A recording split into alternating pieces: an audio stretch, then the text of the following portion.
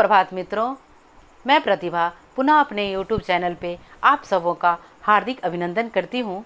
मित्रों, कल मैंने आप सबों के समक्ष बीएड सेकेंड ईयर का एक प्रकरण था पाठ्य पुस्तक के अर्थ और परिभाषा, उसका व्याख्यान आप सबों के सामने प्रस्तुत की थी। आज मैं पुनः उसी टॉपिक का, उसी प्रकरण का अंग है पाठ्य पुस्तक के गुण एवं दोष, उसका व्याख्यान आप सबों के सामने प्रस्तुत कर रही हूँ, जो इस प्रकार है। तो अब हम चलते हैं पाठ्य पुस्तक के गुण पर। पाठ्य पुस्तक के मूल्यांकन, पाठ्य पुस्तक के मूल्यांकन का मापदंड देखने के पश्चात हमें यह जानना अनिवार्य हो जाता है कि पाठ्य पुस्तक के गुण कौन कौन से हैं। पाठ्य पुस्तक के जो गुण हैं वे कौन कौन से हैं। ओके, तो अब हम चलते हैं पाठ्य पुस्तक के जो गुण हैं वो कौन कौन से हैं, उस पर हम प्रकाश डालेंगे। तो पाठ्य पुस्तक के जो गुण हैं वो निम्नलिखित हैं, या पाठ्य पुस्तक के जो गुण हैं वो इस प्रकार हैं। ओके, अब हम इसको पॉइंट में देखेंगे। तो पहला पॉइंट है इस प्रणाली में शिक्षकों द्वारा आदर्श वाचन किया जाता है तथा छात्रों के द्वारा अनुकरण वाचन किया जाता है, साथ साथ जो है स्वस्वर वाचन भी किया जाता है, जिससे क्या होता है बच्चों की जो अशुद्धि होती है उसको भी शुद्ध करते हैं। ठीक है, तो अब ये जो है छात्रों के द्वारा आदर्श वाचन किया जाता है। छात्र जो है वह क्या करते हैं कि छात्रों के द्वारा नहीं, शिक्षकों के द्वारा आदर्श वाचन किया जाता है। जैसे मान लीजिए उदाहरण के लिए कि अभी आपकी जो मैम है वह आपको आदर्श वाचन के तहत जो है व्याख्यान कर रही हैं और आप लोग जो है उसका अनुकरण कर रहे हैं। ओके, अब यह आदर्श वाचन और अनुकरण वाचन के बीच क्या है, जो इसमें जो है एक दो चार जो है बीच में पॉइंट उठा करके वस्तुनिष्ठ प्रश्न के तहत जो है आप लोग से प्रश्न करते हैं और वह प्रश्न जो करते हैं तब आप लोग उसका उत्तर देते हैं। तो क्या हो गया, इसमें हो गया आदर्श वाचन भी हो गया, अनुकरण वाचन भी हो गया और क्या कहते हैं जो स्वस्वर वाचन भी हो गया। हमने आपसे प्रश्न किया और आपने उसका उत्तर दिया, तो वह क्या हो गया स्वस्वर, यानी हम अपना और आपका स्वर मिला के जो है हम लोग बात किए, तो उसको स्वस्वर वाचन के अंतर्गत रखा जाता है। तो समझ गए। अब दूसरा जो पॉइंट है वह है नवीन शब्दावली सरलता से ग्रहण करना। ठीक है, या नवीन शब्दावली को सरलता से ग्रहण किया जा सकता है। अब मान लीजिए आदर्श वाचन हुआ, अनुकरण वाचन हुआ, स्वस्वर वाचन हुआ, तो इससे क्या हो जाता है कि हमारी जो अशुद्धि होती है उसमें शुद्धता प्रदान हो जाती है।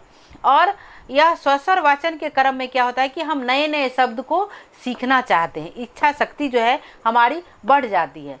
तब हम क्या करते हैं कि नई नई शब्दावलियों का जो है नई शब्दावलियों को सीखना प्रारंभ कर देते हैं और यह सीखने में जो है हमें कठिनाई महसूस नहीं होती है और इसे हम आसानी से सीख लेते हैं। ओके, तो ये हो गया नवीन शब्दावली को सरलता से ग्रहण करना।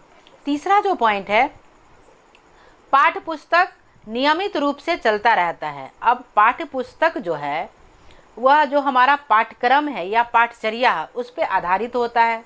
ठीक है, तो हमारा पाठ्यक्रम अगर सुचारू रूप से चल रहा है तो पाठ्य पुस्तक तो एकदम नियमित रूप से ही छापा जाता है कि ये फलाने क्लास का पाठ्य पुस्तक है और ये 9th का है, ये 10th का है, ये 12th का है, ये 1 to 5 का है। ओके, तो पाठ्य पुस्तक पाठ्यक्रम के आधार पर पहले से ही छपी होती है और इसका जो है नियमित रूप से यह चलता भी रहता है। ठीक है, चौथा जो पॉइंट है, पुस्तक का लेखक विषय का पूर्ण ज्ञाता होता है। यह जो पाठ्य पुस्तक होता है उसके जो लेखक होते हैं वह जो है विषय के पूर्ण ज्ञाता होते हैं। ठीक है, उनको विषय के प्रति जो है वो गहन अध्ययन रत्न रहते हैं। ठीक है, इसके अतिरिक्त वह व्यावसायिक प्रशिक्षण भी प्राप्त किए होते हैं, यानी पाठ्य पुस्तक के जो लेखक हैं वह तो अपने विषय के पूर्ण ज्ञाता होते ही हैं,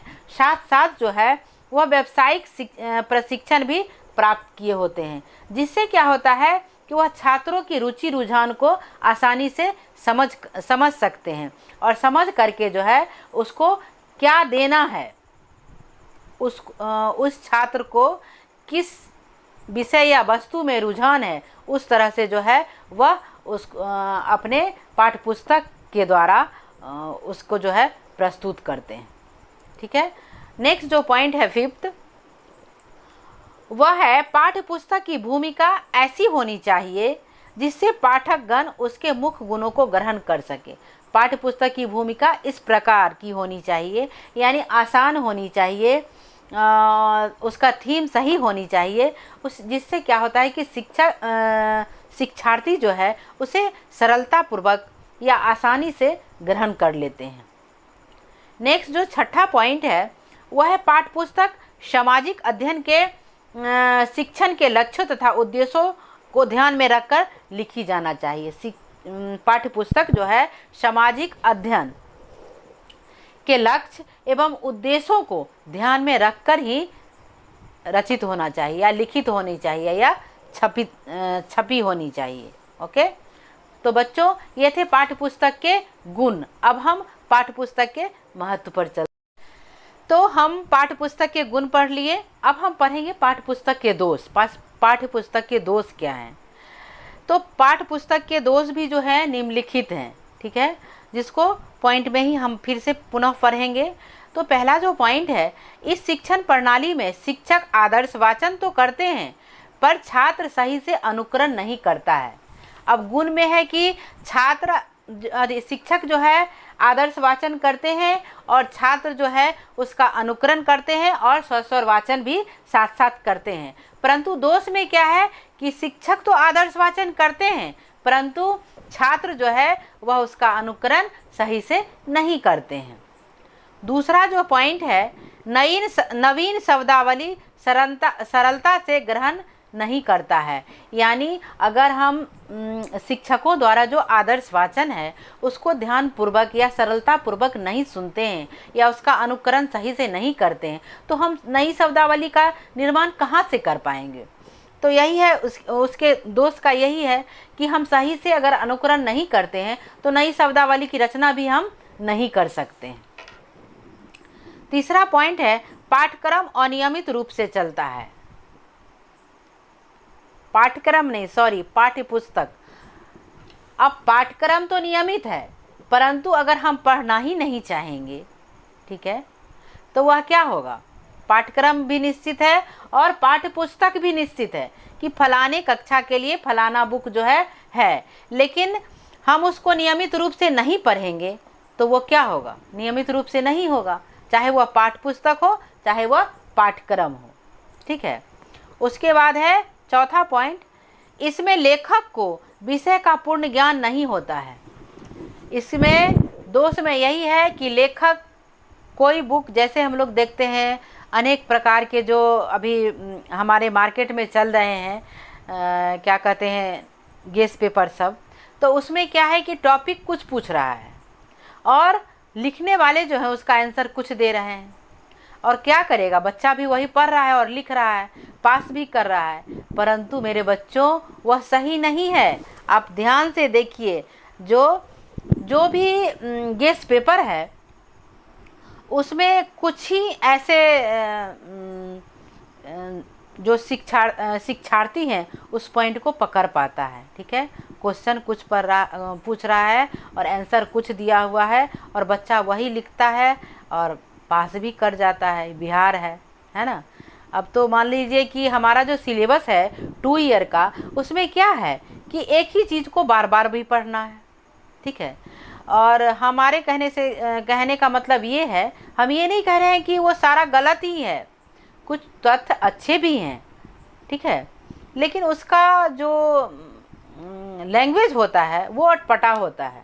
आप उसको कभी ध्यान से पढ़ के देखिए तो लगेगा कि ये एकदम सब गलत है, हम गलत पढ़ रहे हैं। ठीक है, अगर जो स्टूडेंट इंटेलिजेंट होता है उसको वह खुद से तैयार करता है और इस तरह से जो है पास करने के लिए, तो मान लीजिए बिहार है, पास कर ही जाते हैं, लेकिन जो नॉलेज होता है, अगर मान लीजिए कि बीएड हम लोग कर रहे हैं, ठीक है, तो उसके साथ क्या है कि हमारा जो है उसके बीएड सिर्फ करने से हम टीचर नहीं हो जाएंगे, शिक्षक नहीं हो जाएंगे। उसके बाद भी हमको जो है टेस्ट वगैरह को जो है पास करना होता है। सीटेट हुआ, बीटेट हुआ, एसटेट हुआ, ठीक है, उसके बाद ही कोई दूसरा प्रक्रिया होता है। तो इसलिए ज्ञान जो है सही होना चाहिए हमारे समझ से। वैसे तो अभी के बच्चे शिक्षक से ज़्यादा पढ़े लिखे होते हैं, ठीक है। तो ये हो गया। पांचवा जो पॉइंट है वो है पाठ्य पुस्तक की भूमिका सही होने के कारण छात्र इसके गुणों से वंचित रह जाते हैं। पाठ्य पुस्तक की भूमिका सही नहीं होने के कारण बच्चे जो हैं, छात्र जो हैं, इसके गुण से वंचित रह जाते हैं, ठीक है। जो अभी हम कहे हैं वही यहाँ सटीक उतरा ना, कि उसकी भूमिका अगर सही नहीं होती है तो उसके गुण से बच्चे जो है वंचित रह जाते हैं। नेक्स्ट पॉइंट है पाठ्यपुस्तक किसी भी विषय के लक्ष्य उद्देश्य को ध्यान में रखकर नहीं लिखा जाता है। यानी गुण में क्या कह रहा है कि उसको जो है सामाजिक अध्ययन के गुण को सामाजिक अध्ययन के लक्ष्य एवं उद्देश्य को ध्यान में रखकर जो है तैयार करना है। ओके।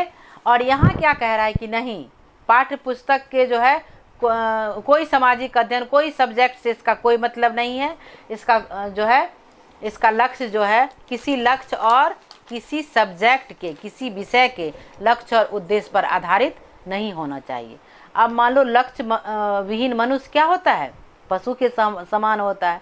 तो जिसका लक्ष्य ही नहीं है तो वह शिक्षा क्या होगी, वह दोषपूर्ण शिक्षा ही होगी ना। तो बच्चों ये थे हमारे पाठ्य पुस्तक के दोष। तो पाठ्य पुस्तक के गुण हम क्या पढ़े, पाठ्य पुस्तक के अर्थ, परिभाषा, गुण एवं दोष। ओके। अब हम नेक्स्ट डे जो है आप लोगों को पाठ्य पुस्तक के प्रकार भी पढ़ाएंगे, ठीक है। अगर आपको मेरी वीडियो अच्छी लगी हो तो लाइक, शेयर एवं सब्सक्राइब करना ना भूलिएगा। धन्यवाद। Bye bye.